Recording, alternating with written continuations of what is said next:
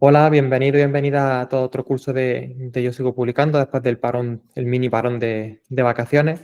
En este curso que tenemos hoy con nuestro amigo y compañero Enrique de la Fuente, vamos a ver cómo afrontar la primera declaración de la renta, o para algunos ya no será la primera, tendrá unas cuantas detrás, pero bueno, justamente hoy, como hemos estado comentando previamente, la fecha no está cogida al azar. Ahora explicará Enrique a qué se debe justamente esta fecha de hacerlo hoy un miércoles. Pero bueno, dentro de esta línea que hemos abierto nueva para ver un poquito aspectos un poquito más administrativos, que salen un poco de la investigación, pero que al final afecta a todo el mundo. Yo creo que es esta de las cuestiones que posiblemente todo el mundo tenga que resolver, más allá de metodología, revisiones bibliográficas, otras cuestiones que tratamos. Entonces, pues bueno, sin más, os dejo ya con Enrique para que os explique un poquito cuáles son los aspectos clave a tener en consideración, sobre todo en consideración pues para gente que os vaya a encontrar en situaciones, pues eso, contratados a lo mejor en una universidad o que estén en este mundo y sean cuestiones un poquito más específicas y podamos ir resolviendo y conociendo un poquito más de estos aspectos. Así que sin más, Enrique, ya estamos viendo la pantalla y ya tienes todo el turno de palabra. Gracias, Güences, por esta oportunidad y por continuar un poco una línea que trazamos hace ya al principio de año, en la cual esta sería la tercera sesión. Empezamos con la administración electrónica, continuamos con la forma de acreditarnos digitalmente y la obtención de los certificados digitales, y ahora un elemento básico que se presenta de forma anual es resolver nuestra declaración de la renta correspondiente al ejercicio 2023.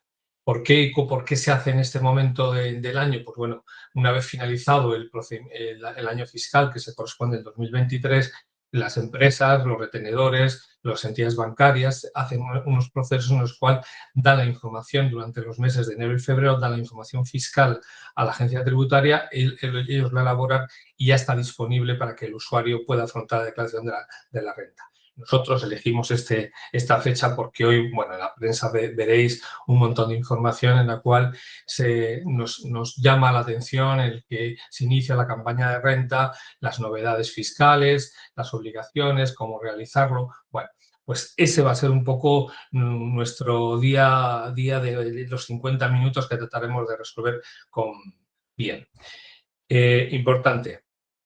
¿Quién soy? Bueno, pues independientemente de haber estado trabajando un montón de años en la agencia tributaria, pues hace unos años me empecé a vincular al grupo de investigación, evaluación de la ciencia, de la comunicación científica, donde bueno, pues, está Nicolás, está Daniel, está Güences, y bueno, ahí sigo trabajando y también creamos un spin-off de C3Metric. Bien. Importante, las cuestiones fiscales que queráis plantearme de carácter personal, yo os voy a dejar, bueno, ya lo veis en la pantalla, mi correo electrónico, y a todas las preguntas de carácter particular o personal las resolveré por correo y os las remitiré. Quiere decirse que no entraré en las cuestiones generales, no nos va a dar mucho más tiempo, pero las cuestiones que sean un poco más personal, que me queráis preguntar, bueno, pues si me las dirigís a ese correo, yo voy a contestaroslas desde esa plataforma. Bien. La presentación, este PDF, yo os lo dejaré justo al finalizar la sesión, lo subiré al chat para que tengáis la misma disponibilidad. Bien. Bueno, pues voy a empezar sin más. Hola a todos y a todas. Bueno, pues quiero hacer una presentación un poco distendida, recordar ese momento de pánico, la noche en que antes de vuestro primer examen de universitario, cuando te preguntaba si alguna vez usarías en la vida real todo lo que estabas memorizando. Bueno, pues hoy vamos a hablar de algo que definitivamente usarás, tu primera declaración de la renta. Si ese rito de paso hacia la madurez que nadie en Instagram parece que celebra, pero es que es igual de importante para tu carrera universitaria. En los próximos 50 minutos vamos a sumergirnos en el mundo de los impuestos, sin necesidad de traje, corbata ni jerga complicada. Piénsalo como una guía, diseñada exclusivamente para ti, estudiante universitario que estás estudiando en España. Probablemente preferirás pasar tu tiempo libre haciendo cualquier otra cosa menos pensar en el fisco o en tu declaración de la renta. Vamos a empezar por lo básico, explicando qué demonios es eso de la declaración de la renta y por qué, aunque no lo creas, puede terminar siendo tu amigo o al menos conocido tan molesto. Hablaremos de cosas que son importantes, cómo puedes ganar o perder al hacerla y cómo incluso puedes ayudarte a conseguir un poco más de dinero para tus escapadas de fin de semana, además de conciliarte fiscalmente con tu familia. Y no te preocupes, vamos a traducir todos los términos aburridos y complicados a un lenguaje que no te hagan cerrar la sesión. Deducciones, bases imponibles, te lo explicaremos de tal manera que podrás hablar de ello en la cafetería con tus colegas. Además, vamos a meternos en cómo afectan a esto tus trabajos de medio tiempo, tus prácticas, tus becas, que tanto te costó conseguir. Incluso vamos a hablar sobre declarar esos trabajos esporádicos que has estado haciendo para sobrevivir. Para cerrar, te guiaremos paso a paso de cómo enfrentarte a la agencia tributaria online, sin miedos y sin sorpresas. Queremos que salgas de aquí no solo sabiendo cómo hacer tu declaración, sino haciéndolo un poco más fácil y que seas ya un poco pro. Listo para aprovechar al máximo tus finanzas y, quién sabe, quizá incluso para ayudar a alguien de tu familia o de tu entorno o de tus colegas del piso. Así que ponte cómodo, tómate una bebida favorita y prepárate para desvelar los misterios de tu primera declaración fiscal. Vamos a hacer que este tema, tan temido como un examen final, sea pan comido para ti. Empecemos este viaje juntos hacia la conquista de tus obligaciones fiscales. Bien, voy a ir pasando las diapositivas despacito para que podamos ir viéndolas, ¿vale? Bien, esta presentación la utilizo para cursos muchísimo más amplios en el cual hay aspectos que, pues, qué es la declaración de la renta, cuál es el propósito de la declaración de la renta, quién está obligado a presentar esta declaración, qué son los rendimientos de capital mobiliario e inmobiliario, veremos cómo es una declaración fiscal, veremos cómo obtener el borrador de la renta, cómo presentar esa declaración de la renta y, bueno, las novedades. Estos son casi 8 días de curso, entonces imaginaros lo que voy a tratar de hacer al objeto de comprimir y que por lo menos os podáis enfrentar ante la declaración de la renta a saber navegar por las páginas de la agencia tributaria y que os permita, sin lugar a dudas, poderos enfrentar a esta situación. Bien, ¿qué es la declaración de la renta? La declaración de la renta no es más que un documento en que cada persona, pues, debe especificar todos los rendimientos que ha obtenido a lo largo de su año fiscal. ¿Qué es un año fiscal? El año fiscal se comprende desde el 1 de enero del 2023 al 31 de diciembre del 2023. El año fiscal es un año anual. La finalidad en este documento es actualizar nuestra situación fiscal e informar a la autoridad pública, en este caso a la agencia tributaria, qué rendimientos, qué hemos ganado, qué hemos dejado de ganar, qué hemos perdido. Y entonces, a partir de ahora, hablaremos del impuesto a la renta como el IRPF. Es un tributo de carácter personal y directo que grava según los principios de igualdad, generalidad y progresividad. Quiere decirse que la progresividad, que a más rendimientos, a más beneficio, a más ganancias patrimoniales, a más sueldo que recibas, más salario, deberás pagar más. El impuesto a la renta se hace sobre un documento que es el modelo 100 de la agencia tributaria, ¿vale? Este modelo se genera de forma automática en el servicio web de la agencia tributaria. Cuando en los años 80 empezó a hacerse la declaración de la renta en papel, bueno, pues era un documento que había que hacer en una máquina de escribir de forma manual, luego se pasó a las impresoras matriciales, bueno, es decir, hemos avanzado muchísimo. Hoy por hoy la agencia tributaria sería capaz de mandarte la declaración de la renta, que prácticamente así es, en el caso de que muchísimas personas lo único que hacen es confirmar su borrador de la declaración de la renta y poco más. La agencia tributaria en estos momentos sería capaz de mandarte un cheque o una transferencia bancaria con el resultado óptimo si fuera a devolver, igual que si fuera a pagar te podrías exigir el pago de la deuda tributaria. ¿Qué es lo que hace? El sistema se asentó hacia el hecho de que la agencia tributaria te ofrecía los datos fiscales provenientes de todas aquellas personas que te han ido reteniendo dinero, como son, pues, los empresarios, las instituciones, los bancos, todos aquellos elementos que entran en juego dentro de la agencia tributaria al objeto de que tú puedas hacer la declaración de la renta. ¿Vale? Vamos a continuar. ¿Cuál es el propósito de la declaración de la renta? Bueno, pues declarar todos nuestros rendimientos mediante la declaración. Es necesario que sepamos exactamente el dinero que se debe pagar por el impuesto de la renta de las personas físicas. De manera que este impuesto varía según el país en el que residamos y en función de la normativa vigente de cada territorio, con una serie de excepciones a la hora de hacer esta declaración. En España, el impuesto de la renta de las personas físicas está dividido por dos cuotas, una cuota nacional y una cuota que se lleva desde la base imponible las comunidades autónomas. Es decir, hay dos tablas que se diferencian, la cuota nacional y la cuota de las comunidades autónomas, en función de cada... Y asimismo, hay una serie de deducciones un poco diferentes en cada una de las comunidades autónomas. Tocaremos las deducciones de la comunidad autónoma que en este momento estamos los presentes, creo yo, residiendo, que es la comunidad autónoma de Andalucía, pero para que veáis que sí que hay algunos matices diferentes que hacen que podamos llegar a diferenciar unas localidades o unas zonas regionales en España de otras, ¿vale? No todas las personas físicas están declaradas a obligar o están obligadas a presentar la declaración de renta. ¿Vale? Existe una serie de requisitos que ahora iremos viendo, quiénes son las personas que están obligadas a hacer la declaración de la renta sí o sí, y aquellas que por la cantidad de dinero que reciben o por algunos otro tipo de excepciones no están obligados a hacer las declaraciones de la renta. ¿Vale? Bien, ¿quiénes están obligados a presentar la declaración de la renta? Bien, pues se determina cada año unas cantidades que pueden ser, que no pueden cambiar o no pueden cambiar. Entonces, ¿quiénes han obtenido en 2023 rentas superiores a los 22.000 euros anuales? ¿Vale? Si proceden de un único pagador. Aquí la agencia tributaria empieza a diferenciar cuántos pagadores tenemos.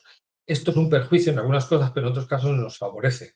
Quiere decirse que cuando aquellas personas han ganado menos de 22.000 euros anuales, no deben hacer la declaración de renta. Eso no significa que no tengan que presentarla, porque es posible que en alguno de los casos, si tuviera una retención realizada conforme a lo establecido o algo superior, podría o tendría algún tipo de deducción, llegaría el momento en que al bajarle la base imponible, podría ser que la parte retenida de sus sueldos debería ser devuelta a la persona. Entonces, hay que tener muy en cuenta que, aunque en principio no tengamos que hacer la declaración de la renta, sí procede que nosotros veamos cuál es el resultado de nuestra declaración de la renta. Posiblemente, en mi experiencia me ha dado que cuando tú tienes unos rendimientos íntegros superiores a 22.000 euros anuales, es posible que te salga a pagar, porque las retenciones que te han podido hacer los retenedores, en este caso los empresarios o las instituciones, puede ser que sea algo inferior al tipo medio que te pudiera resultar. Entonces, te verías obligado como a hacer la declaración de la renta y a pagar. Por eso se establecen estos umbrales. Hay otros umbrales en función de que las cantidades percibidas por el segundo y los restantes pagadores no superan un conjunto de 1.500 euros anuales. Estas son demasiadas cifras como para las que entremos a matizar. Simplemente lo voy a dejar dicho y nada más. Cuando tengamos más de un pagador, si la suma de lo percibido por el segundo y el restante supera los 1.500 euros que hemos hablado en el primer párrafo, el límite baja a los 15.000 euros. Entonces sí estaríamos obligados a hacer la declaración de la renta, ¿vale? Los rendimientos íntegros del capital, del mobiliario, ¿vale? Pues estos tenemos, por ejemplo, los reembolsos de participaciones, bueno, pues hay unos límites que a partir de 1.600, quiero que simplemente lo sepáis, igual que los límites de las rentas inmobiliarias, que son 1.000 euros anuales. Ahora veremos despacio qué significa, cómo podemos definir este tipo de rendimientos mobiliarios o inmobiliarios. Bien, voy a matizar un poco los hijos y la unidad familiar, los descendientes. Es decir, todos tenemos claro que se podrá incluir en la declaración de la renta a todo hijo menor de edad. ¿Por qué? Porque es lógico y es obligación.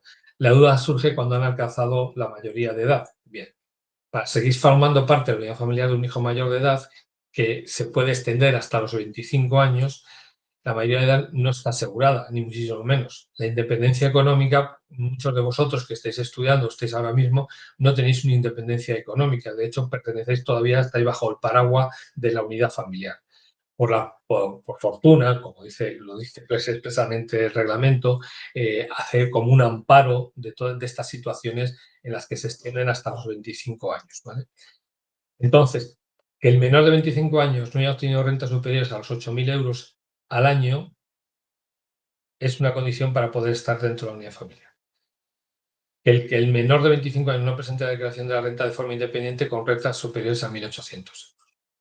¿Vale? Estos son otros supuestos en los que debemos tener en cuenta las situaciones que confluyen a la hora de determinar las edades y los ingresos. Por eso hay que matizar, mientras que los mayores de 18 años y menores de 25 años con rentas inferiores a 8.000 euros, estos ingresos no deberán incluirse en la declaración de los padres. El hijo seguirá dando derecho a la deducción por descendiente. ¿Vale? ¿Qué es una unidad familiar? Bien. Esto nos aporta muchos problemas a la hora de determinar, sobre todo en la época de inspección, quién forma la unidad familiar. En un caso muy claro, pues son los cónyuges no separados legalmente, si los hubiera, y los hijos menores, con excepción de los que con consentimiento de los padres vivan independientemente de estos. Los hijos mayores de edad incapacitados, y si no existe matrimonio, pues o en caso de separación legal, está formado por el padre, la madre y la totalidad de los hijos que convivan con uno y con otro. La mayoría de edad se alcanza a los 18 años. Esta situación se mide al día 31 de diciembre de cada año y se asume y se suman los días de convivencia con cada uno de los padres dentro del territorio nacional.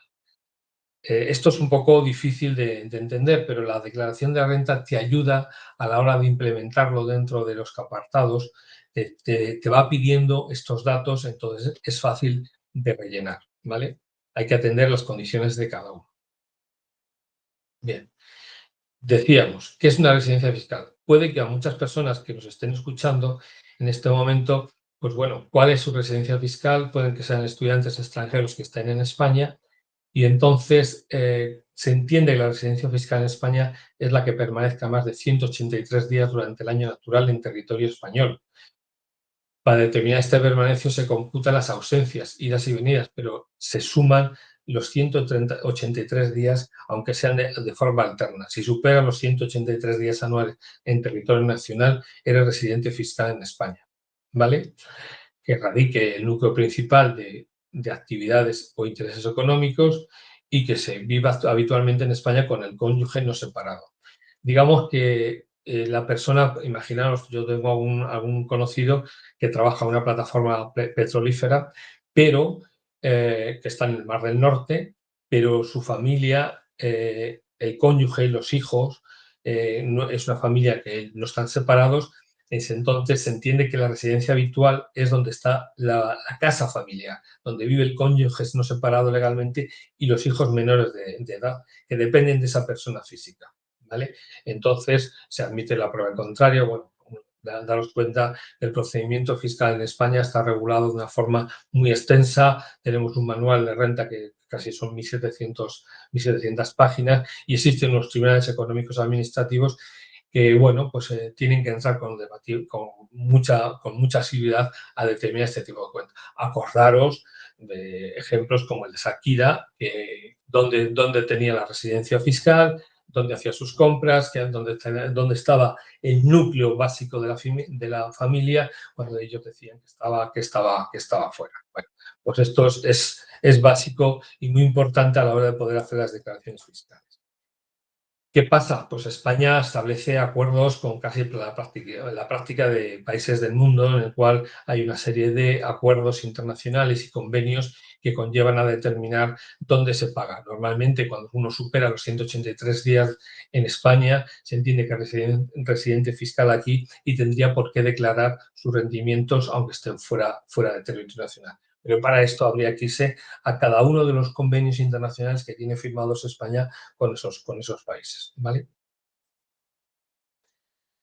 Como cuadro resumen, ¿quiénes están obligados? Contribuyentes no obligados a declarar, quién no están obligados, que no superen los 22.000 euros, 15.000 euros con más de un pagador, los rendimientos de capital no inmobiliario, los 1.600 como límite por debajo, las rentas inmobiliarias por debajo de 1.000 euros, otra serie de excepciones a partir de los 1.000 euros y las pérdidas patrimoniales que quedan inferiores a 500 euros. Bueno, esto lo dejo aquí. Voy a dar dos claves un poco sobre lo que son las rentas mobiliarias. Las rentas mobiliarias se generan a partir de la posesión de bienes muebles, ¿vale? O activos financieros.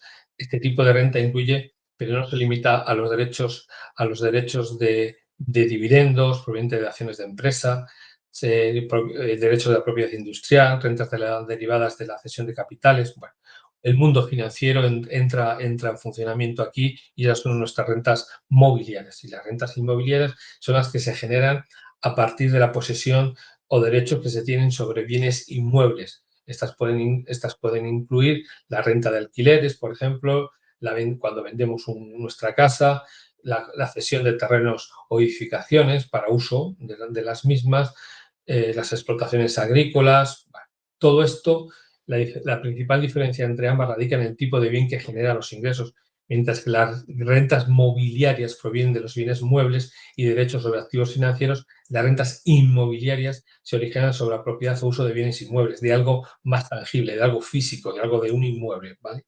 Esto es lo que es la diferencia entre rentas mobiliarias y rentas inmobiliarias. Vale, vamos a seguir un poquito más adelante. Bueno, pues os voy a mostrar cómo es una declaración de la renta. Esta proviene del año 2022, evidentemente, porque todavía o a partir de hoy podríamos ya generar, y este sería el documento que una vez presentada la declaración de la renta se genera y puedes ver los elementos básicos que se incorporan dentro de la declaración de la renta. Evidentemente, pues fijaros que te pide el NIF, ¿vale?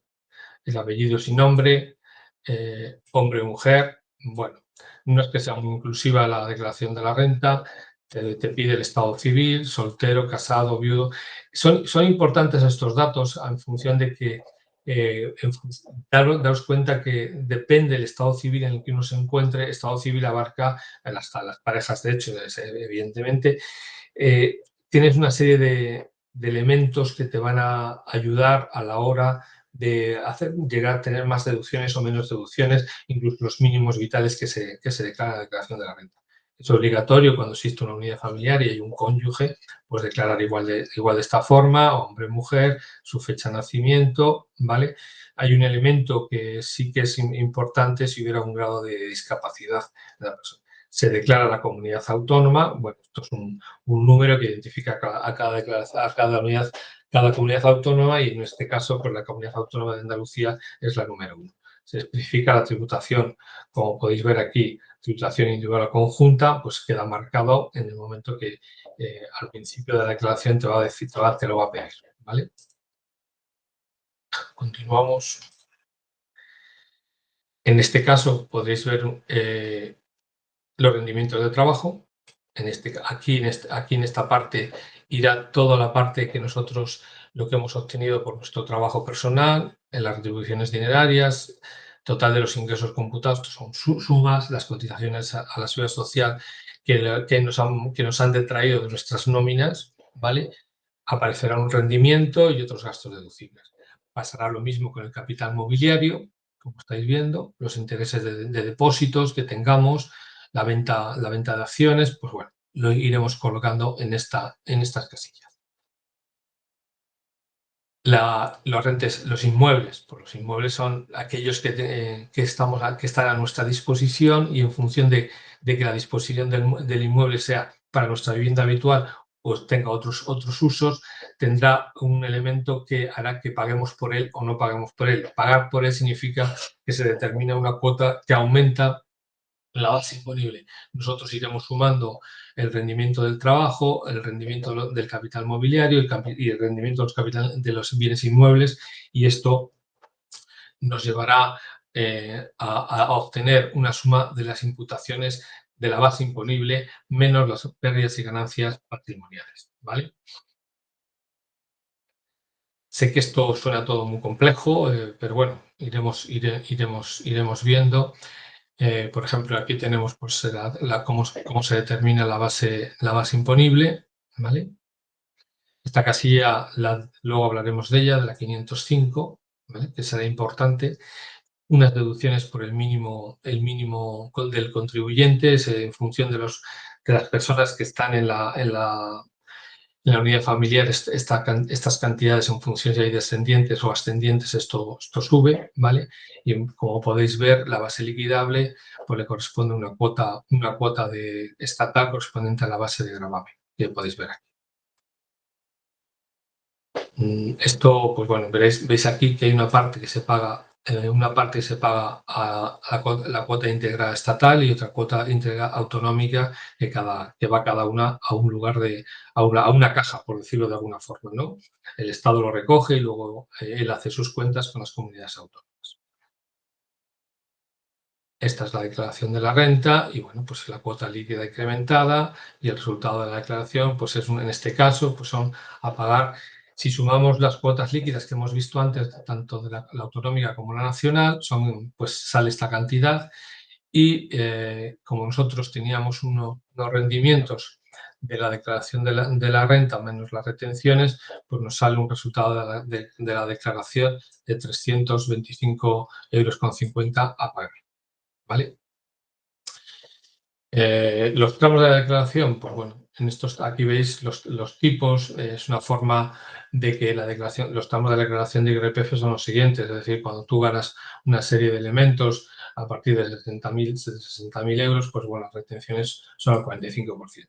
Esto es el término general, pero hay un montón de excepciones y de bases que modifican este tipo de tipos dentro de la declaración de la renta. Bien. Vamos a salir un momentín de esta página, nos vamos a ir aquí y voy a poneros un vídeo. Vamos a conocer el portal de renta, el portal de renta web, ¿vale?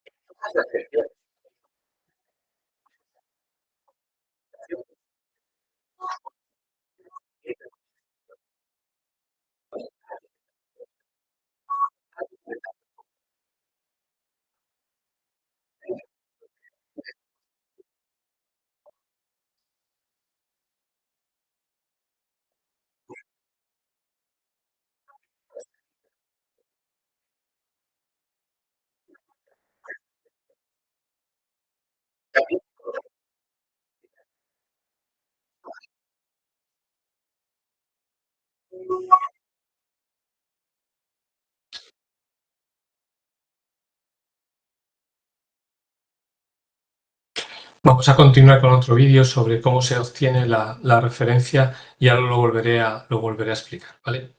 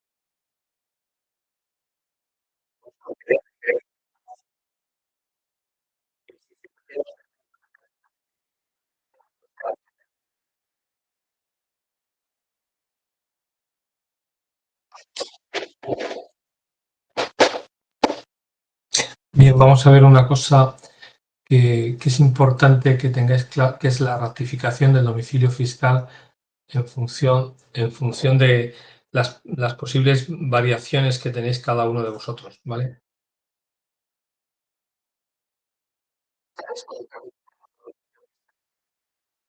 Un momentito.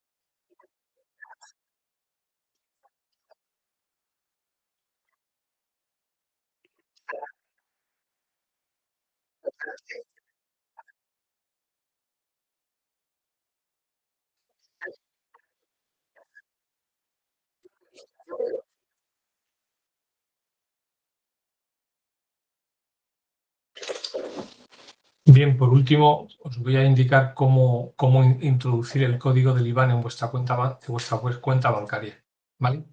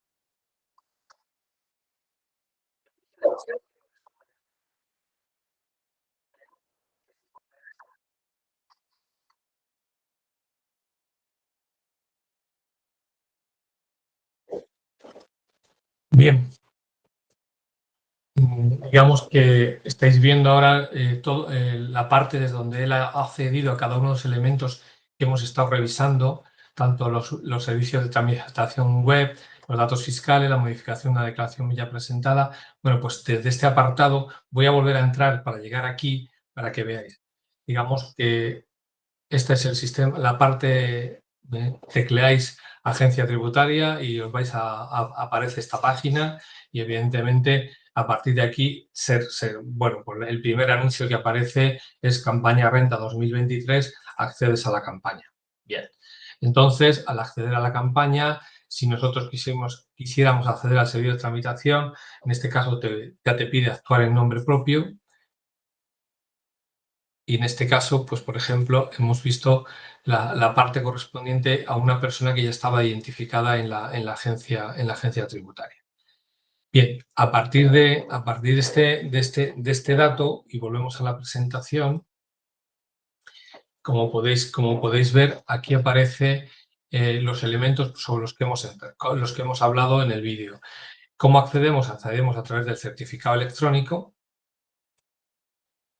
Otro elemento es para poder continuar y no necesitamos el número de referencia. Si no tenemos número de referencia, podemos acceder a través de los elementos que nos ha explicado el vídeo y sobre todo el importe de la casilla 505 que yo os decía que es necesario, que te la van a pedir y que es la base liquidable. Y al introducir ese número se introduce sin el número de los millares, sino simplemente el número más coma más los decimales.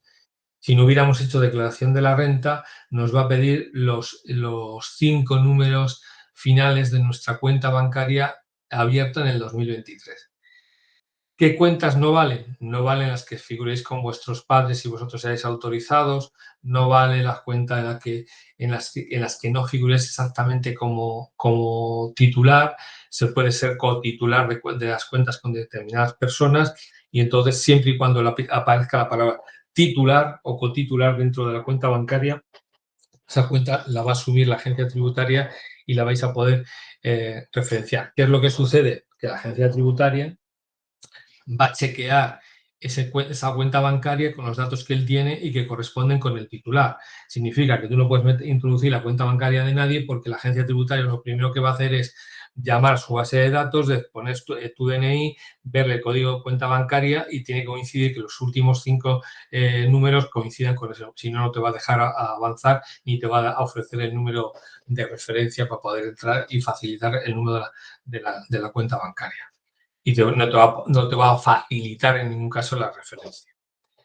Bueno, esto es lo que hemos estado viendo. Paso por aquí porque lo ha explicado perfectamente el vídeo. En los vídeos los vais a poder volver a ver dentro de la grabación de la sesión, cómo se accede a todos los apartados de la declaración de la renta. Importante. Desde hoy hasta el 1 de julio de 2024 podéis presentar la declaración de la renta. Cuando sale positiva, la positiva significa que es a pagar la declaración de la renta. Existe un elemento, imagínate que te sale a pagar 1.000 euros y tú, bueno, pues tu situación económica y financiera no te lo permite, pues bueno, se puede partir la declaración de la renta, los pagos al 30 de junio, en el significado que pues se abona el 60% y el resto del 40% se abona los primeros días de noviembre. Para ello se domicilia el pago o si no se puede domiciliar en ese momento, se puede domiciliar hasta finales hasta septiembre y entonces en ese momento a través de una operación en la cual se te pasa como un cargo a tu cuenta, se abona directamente por una domiciliación bancaria la parte correspondiente no abonada. ¿Vale? También existe una serie de circunstancias en las cuales a lo mejor te sale la declaración a pagar, tú cumples con tu obligación de presentar tu declaración de la renta a fecha 1 de julio, pero tú no tienes disponibilidad económica de pagar. Bueno, te permite pagarlo, también es verdad que te permite pagarlo con tu tarjeta de crédito y tú ya te entenderás con tu entidad bancaria para pagarlo, o simplemente solicitas un aplazamiento de la deuda y entonces la agencia tributaria te mandará un documento de aplazamiento y en función de tus ingresos y te dará una serie de plazos para que puedas ir abonando esa cantidad, ¿vale? Tenemos que avanzar.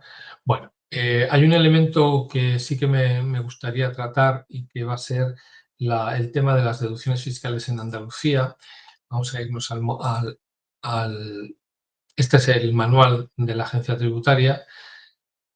Entonces, vamos a ver.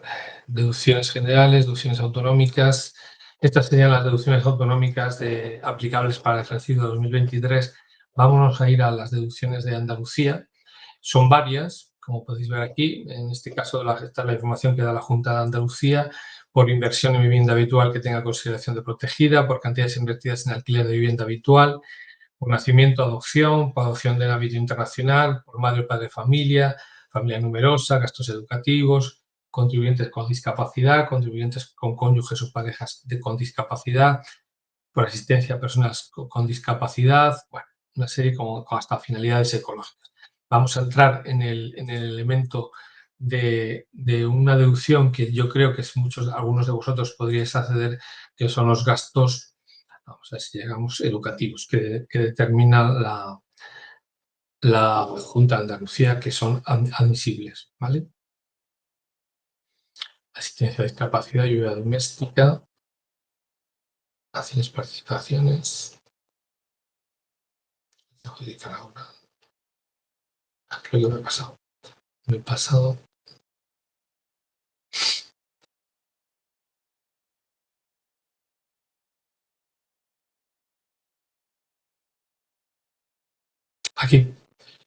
Aquí veis por gastos educativos. El 15% de las cantidades satisfechas en el periodo imposible por gastos escolar de idiomas e informática, ¿vale? Digamos que esta deducción se la hacen los padres en relación con sus hijos en función de los gastos que le han ocasionado, los gastos de enseñanza escolar y extraescolar de idiomas e informática, ¿vale? Es una deducción de 150 euros que puede estar bien por descendiente, ¿vale? Pues esta es una de las deducciones que me parece más significativas a tratar dentro de esta tipología de personas que estamos en esta sesión, ¿vale?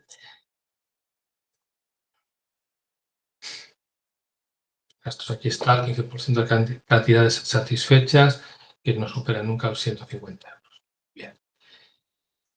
La parte que yo os decía de los plazos para pagar la declaración de la renta, el siguiente plazo sería el 5 de noviembre del 2024 y el 1 de julio del 2024 el primer despacho.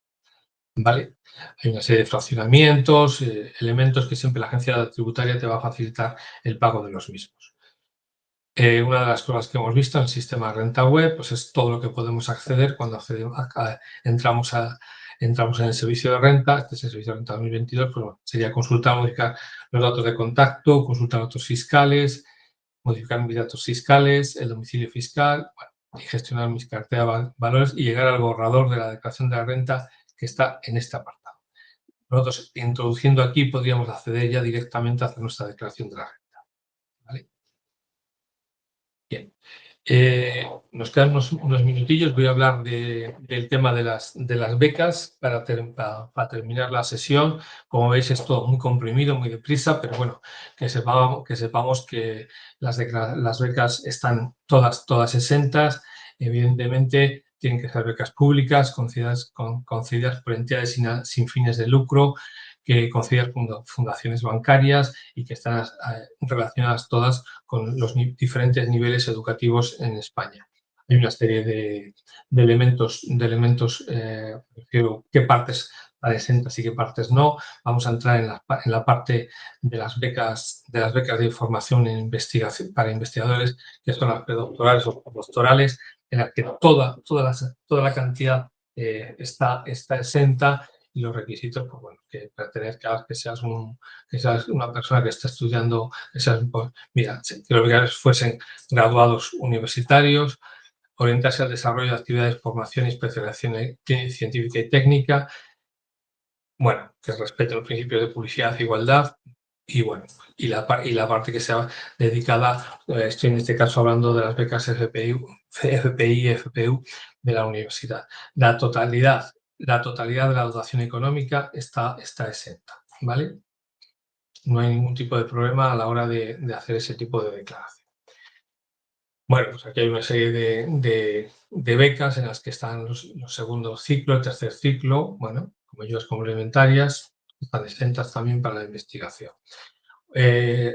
Yo estoy preparando una tesis doctoral en este caso sobre el tema de de la fiscalidad y el sistema educativo de la enseñanza superior en España, pues me interesa mucho, por ejemplo, el gasto que repercute directamente sobre las familias, y el gasto medio por estudiante en servicios educativos reciba una beca en España está en torno a los 2.500 euros, lo que significa un gasto bastante abultado. Estamos hablando por año, ¿vale? Bueno, y esta es la escala de gravamen, que con esto finalizo un poco lo que es la exposición. Voy a cerrar aquí. Voy a dejar de compartir. Bueno, supongo que ha sido una sesión un poco dura. He tratado sobre todo de que a través de los vídeos, que me han parecido bastante más comprensivos que a lo mejor que yo tratar de entrar, el que yo pueda entrar o no entrar y que hubierais visto los paso a paso, cómo poder acceder a cada uno de los elementos. Es complicado porque estaríamos transgrediendo las normas de privacidad y de protección de datos, y entonces ni los propios míos podrían hacerlos públicos, ¿vale? Entonces creo que son bastante significativos los vídeos y cómo lo hemos podido hacer. Repito, voy a subir inmediatamente, voy a subir a la presentación para que... A ver si la puedo subir.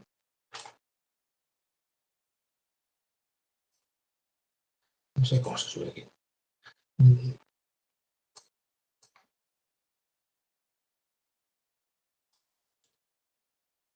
No me deja subirla, no sé si es que ocupa mucho. Tendría que, bueno, yo os la haría llegar a quien me la pidiera es que ocupa mucho, pues están cargados los vídeos y todo y no me deja subir. Os la puedo facilitar por correo si me escribís a las personas que queráis. Puedo atender cualquier tipo de... la presentación sí incluye los enlaces a los vídeos que me habéis puesto.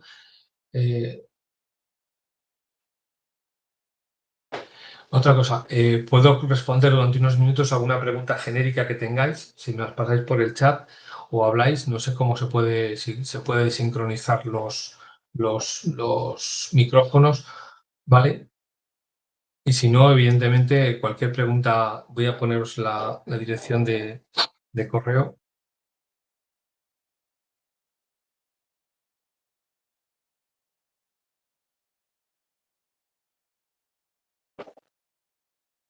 ¿Vale? Y yo en esta dirección atenderé cualquier tipo de pregunta que me podáis hacer en torno a la sesión que hemos tenido, incluso alguna pregunta pues, de mayor calado que os pueda afectar o os tenga intranquilo. Güences, no puedo subir el PDF. ¿Cómo tendría que hacerlo? ¿Estás ahí? No puedo poner el audio. Vale. Bien, mira, Noemí, te voy a aclarar los valores que tú tienes en el banco.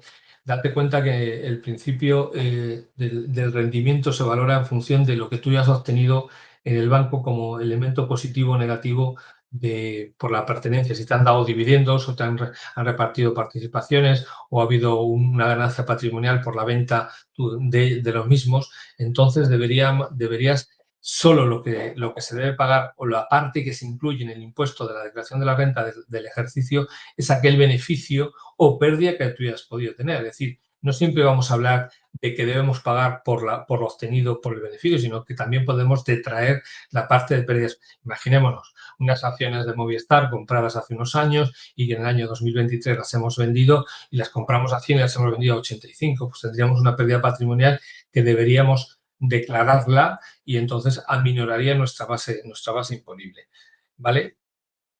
Cuando tú dices, cuando los tres si están depositados en una entidad financiera española, 9.000, deben ser declarados, ¿vale?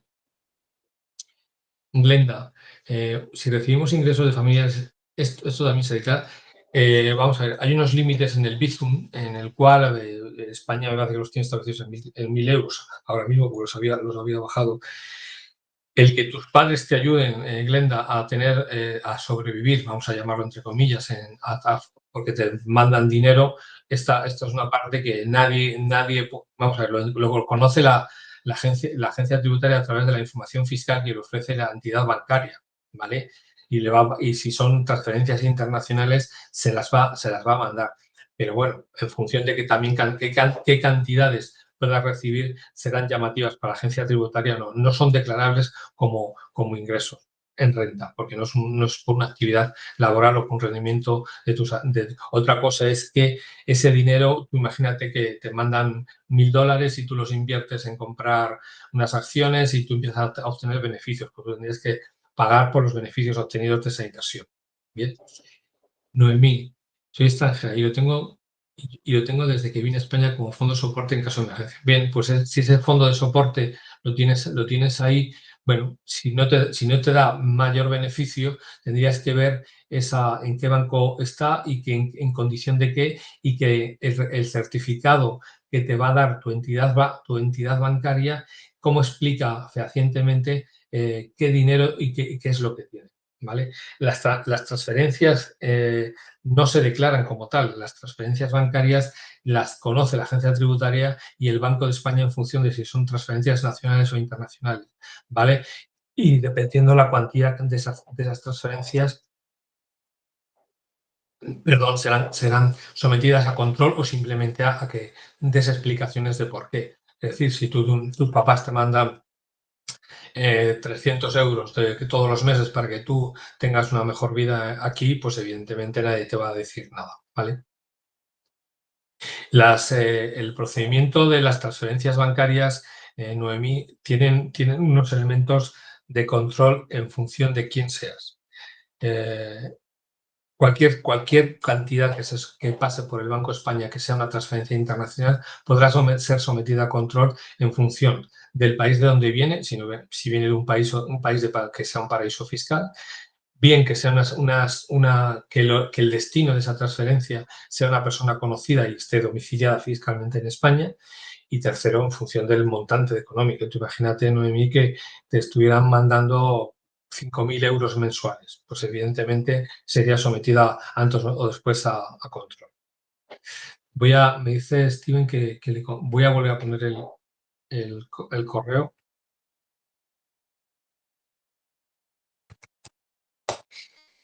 Vale. Vivienda, Noemí. Vale.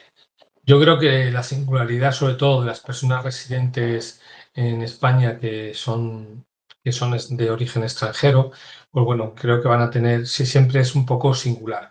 Y sí que os animo a que, aunque tengáis ingresos bajos, que no tengáis la obligación a hacer la declaración de la renta, sí os animo a que entréis en la declaración de la renta, hagáis en el sistema web el borrador y veáis si realmente que en algún caso puede resultar que no siendo obligatorio presentar declaración de renta, si obtengáis que os devuelvan una parte de las retenciones que os han hecho los empresarios en este caso. Santiago, si todos los meses en mi nómina figura la retención y no me lo descuenta la misma, ¿cuál es el monto? Bien, esta es una pregunta interesante. Se establece la ley del IRPF año por año y sobre todo con la tabla que os he mostrado muy rápidamente, se establecen unos rangos en los cuales, en función del montante económico que tu empresa sabe que te va a pagar a lo largo del año, obligatoriamente y a través de un sistema que tiene la agencia tributaria, te especifica la cantidad de IRPF que te tiene que retener. El sistema está ideado para que tú, llegado a esta época, no deberías pagar, si tú fueras un trabajador, que no tuvieras nada más que tu vivienda, que es tu vivienda habitual, no tienes más propiedades, no tienes más negocios, no tienes nada más. El sistema está realizado y definido para que tú, llegada a esta época, no tuvieras que pagar prácticamente, que tu cuota fuera cero. Ese sería el ideal de la declaración de la renta, ¿vale? Al objeto de que tú, en un momento determinado, tu declaración resultara que sí tienes la obligación de hacerla y el resultado sería cero. Bien. Cuando se hacen las cosas bien, la agencia tributaria sí sanciona directamente a los retenedores, a los empresarios, instituciones, funcionarios, bueno, a aquellas personas que son los responsables de hacer las retenciones en tus nóminas y si esas cantidades no son correctas. Es decir, yo no te puedo, tú imagínate que tus ingresos son 27.000 euros y te retengo el 2%. ¿Qué supondría? Que tú te llegarías a esta época y a lo mejor tendrías que pagar 5.000 euros. Sería una auténtica barbaridad. El tema es que el IRPF es un sistema progresivo, que tú vas pagando en función de las cantidades que obtienes y a su vez es un sistema que vas, digamos que alimentando tu hucha personal que tienes en la agencia tributaria para que, llegado este momento, que te han ido reteniendo mensualmente y que ellos tienen la obligación cada 3 meses de depositar esa cantidad retenida en la caja de la agencia tributaria, y que al final, llegado este momento, esa cantidad retenida a tu nombre es la que tú vas a poner en tu declaración de la renta, y significaría que tú no deberías pagar más que la diferencia a mayor o menor. Sobre eso, por ese motivo, saldría una declaración a pagar o a devolver en función de tus condiciones personales. ¿Hay plazo para hacer la primera declaración? No, siempre hay que hacer la primera declaración de la renta en el periodo que se abre, es decir, desde hoy hasta el día 1 de julio. Se pueden hacer declaraciones de la renta en función de años pasados. Es decir, nosotros podríamos hacer una declaración de la renta porque la tendríamos que haber hecho, no la hicimos, sobre el año 2022, pero sería sancionada, evidentemente, tanto si fuera positiva como negativa, en función de no haberla presentado en tiempo y forma, si tuvieras la obligación, y también te sancionarían con unos intereses de demora por el ingreso o no ingreso de esa cantidad. Eso es lo que me está preguntando Noemí. O sea, si pago todos los meses, me dice Santiago, que si pago todos los meses el IRPF cuando haga la declaración, sí está efectivamente.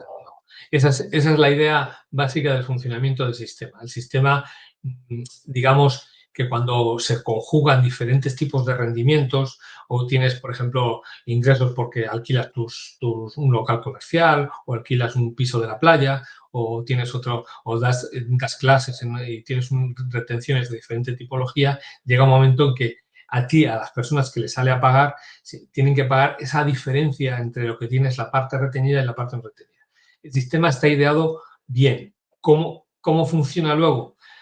Pues siempre hay tensiones, ¿vale? Siempre hay tensiones a la hora de que la realidad sea bastante más cercana a lo que realmente está establecido.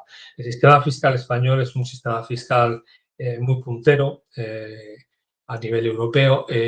Digamos que la agencia tributaria es la única entidad fiscal europea que es reconocida y a la que trata de tú a tú el Tesoro de los Estados Unidos. No es que sea una panacea, pero bueno, entendámonos que desde el punto de vista de la fiscalidad sí es asumible, y sobre todo el desarrollo tecnológico que ha hecho la agencia tributaria en España es inmenso. Daros cuenta que España tiene en torno a 70 millones de números de identificación fiscal, en los cuales están todos los españoles, todos los residentes que tienen documento nacional de identidad, y están todos los NIEs y están todos los CIF. Los CIF son aquellas entidades de índole empresarial que tienen numeración. Bueno, pues todo ese conjunto de personas físicas y jurídicas que trabajan, y los trabajadores de la agencia tributaria no llegan a 22.000 personas en España. Es decir, es un número bastante reducido en función de los controles que se hacen sobre una cantidad tan ingente de personas. ¿Qué es lo que pasa? Que la mayor parte de los controles tributarios se hacen de forma automatizada y utilizando desde hace ya mucho tiempo la inteligencia artificial. La inteligencia artificial no es algo que nos ha llegado a través del ChatGPT, sino que hay otros elementos que ya vienen de largo, en los cuales los parámetros de fiscalidad y sobre todo de control se venían haciendo. ¿Vale? Hemos superado los 6 minutos la hora. Yo por mí lo dejaría aquí. De verdad, no os cortéis si queréis preguntarme algo por correo. Me ha dicho Güences que podríamos subir la presentación de otra forma. Yo estoy contento con la sesión, espero haber sido claro, y veremos a ver la siguiente sesión antes de que llegue las vacaciones o que terminemos el curso, ver si seguimos en esta línea de la parte de administración electrónica o pasamos a algo de transferencia. Ya iremos viendo. Bueno, muchísimas gracias a todos, que tengáis un feliz día, que aprovechéis la jornada y nada más, que afrontéis el tema de la fiscalidad con ánimo y con buena apertura para todos. Buen día. Gracias. Muchísimas gracias, Enrique. Un placer. Vale, nos vemos en la siguiente. Hasta luego. Hasta luego.